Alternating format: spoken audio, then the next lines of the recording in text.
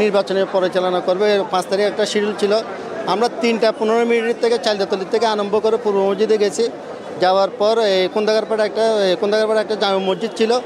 ওইখানে যখন মাগরিবের আজান দিচ্ছে তখন মাগরিবের আজান তখন আরশাদুল্লাহ ভাই ওই মসজিদে ঢোকার পর উনি এখানে সামর্থ্যর কাছাকাছি গিয়ে একটু ফতেপুকুর পার বলে ওদিকে কয়েকটা দোকান আছে।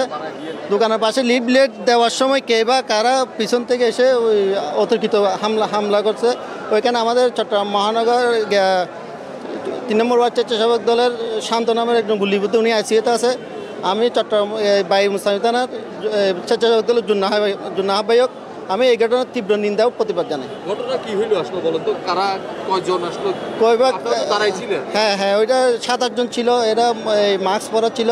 কে বা কারা অন্ধকার করে ফেলছে পুরো মিস ফায়ার দিয়ে। তখন আমরা এরশাদুল্লাহ ভাইকে যখন গুলিবিদ্ধ হয়েছে, আমি নিজে এরশাদুল্লাহ ভাইকে চিনছি। একটা ওনার পিএস মুন্না ভাই ছিল, উনি সহ আমরা এবার কেয়ার নিয়ে আসছি। অন্ধকার কীভাবে করলো?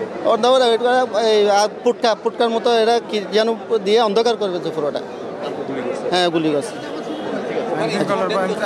স্পট ডেট বলতে এরা তখনকার তাৎক্ষণিক এখানে এবার কে নিয়ে আসছে। এখানে স্পট ডেট কে বা কারা এখন আমি জানি না, এখনো নিউজ আমি পাই নাই।